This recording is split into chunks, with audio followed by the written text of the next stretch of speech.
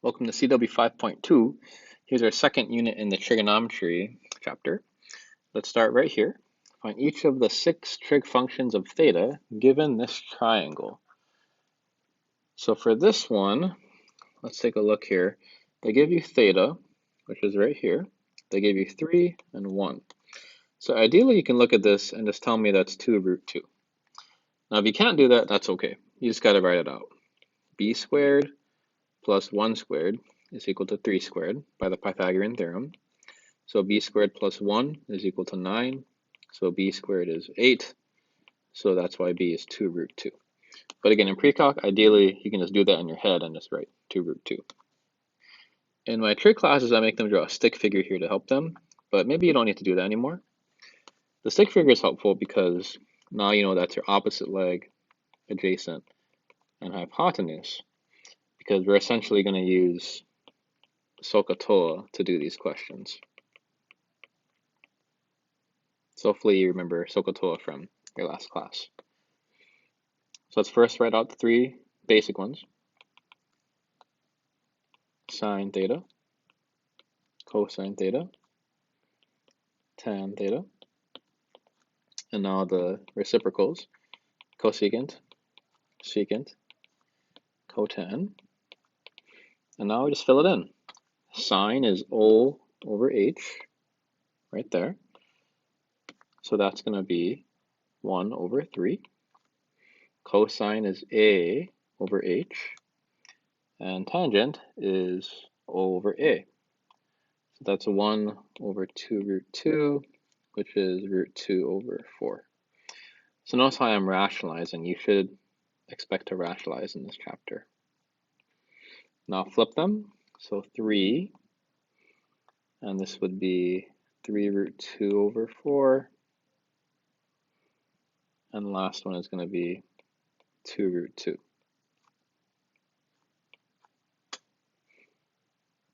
That's it. Okay, next part. So I gave you this theorem right here, so you can reference this. That's exactly from the book. These are the cofunction identities that we'll be using. And let's put them there so you don't need to write them down. The cofunctions are helpful in one instance. Helpful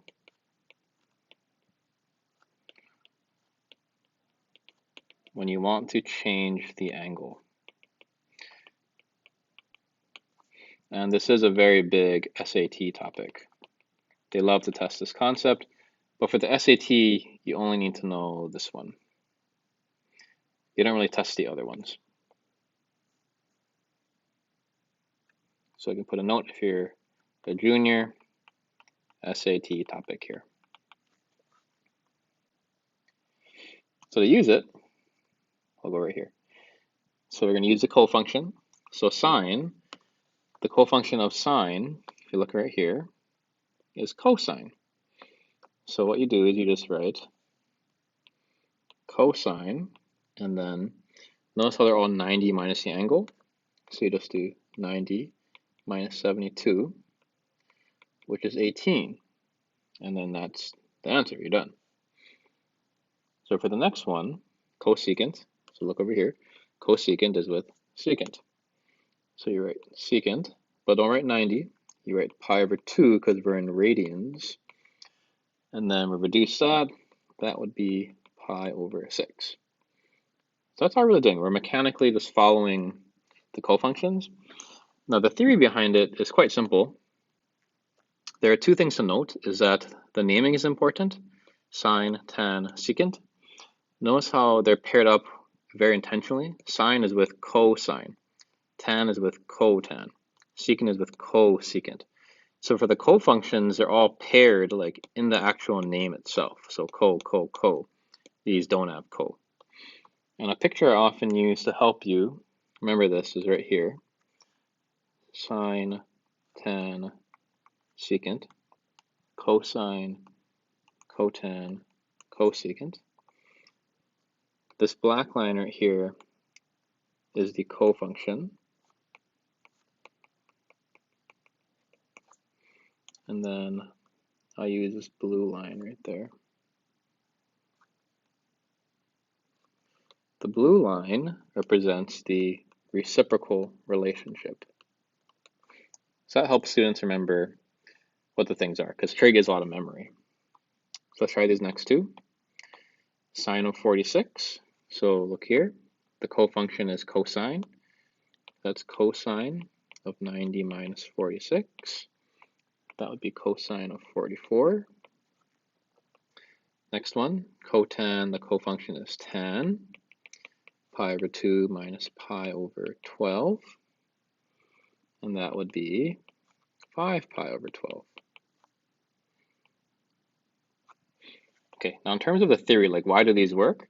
It's important to understand that all you're really doing is doing a triangle like this.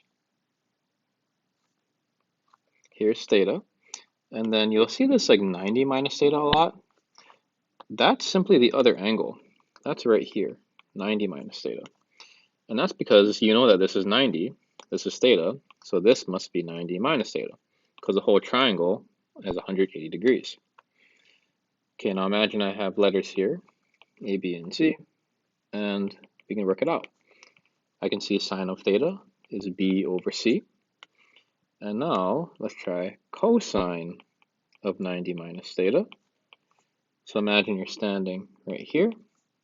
That means this is your adjacent. That's your hypotenuse. And notice how that's also B over C.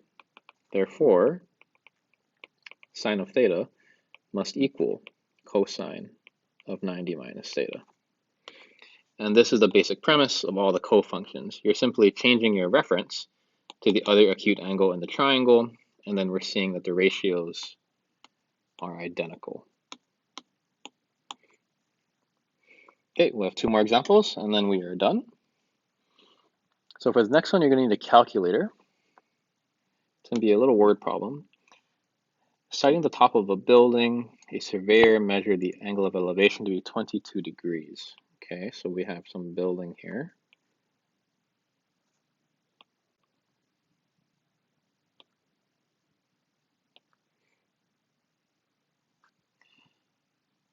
And then the transit, this transit, you'll see that a lot in the word problems. That's basically a tool. So you imagine like there's some tool right here, and that's 5 feet off the ground. And that tool is looking at the top of the building. And here's our nice right triangle. So here's 22 degrees, angle of elevation. And it's 300 feet from the building. Okay, so this is 300. And we're looking for the building's height. So we're looking for this. A couple of keywords to note. Angle of elevation. I know it's kind of intuitive, but it is important to go through it. If those are your eyes, remember we're always looking forward as we're moving. This angle right here, that's your angle of elevation. This angle right here, that's called your angle of depression. So we have angle of elevation to be 22, and we're looking for this. So to first figure out that, we might have to figure out this little piece here, this x, so I'll highlight that. So I can use tan of 22 should equal x over 300. So x should equal 300 tan 22 degrees. You go to your calculator, make sure you're in degrees here. So 300 tan 22, 121.21. But you'll notice that this is the blue line. You have to take into account that the transit is 5 feet above the ground, which means we then add 5, and our final answer is 126.21 feet. Now we go to the final example.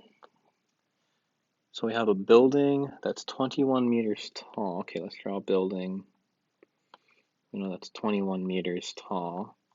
Cast a shadow that's 25 meters long. Okay, so here's a shadow. That means the sun is over here.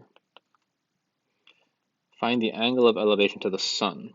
Okay, so what you take the tip of a building, connect that to the shadow, and right there, that's your angle of elevation. So keep in mind the angle should be going up towards the sun. That's why that keyword is so important, elevation. So we're looking for this theta. To do this is actually not that hard, even though it looks really hard. We have 21, so I can write that this is 21 meters. And we're looking for the angle, but look at what we're given. We're given the opposite leg and the adjacent leg. So I can write tan of theta should equal 21 over 25. We're looking for theta, and hopefully you recall in your trig class, to get rid of any trig function, you simply use the inverse. So we're going to tan inverse the entire thing. So theta, these cancel, is simply tan inverse of 21 over 25. Now on our calculator, it doesn't look like tan inverse. They use arctan, so it's shift tan, and simply type that in, and there's your angle, about 40 degrees. And there's your angle of elevation.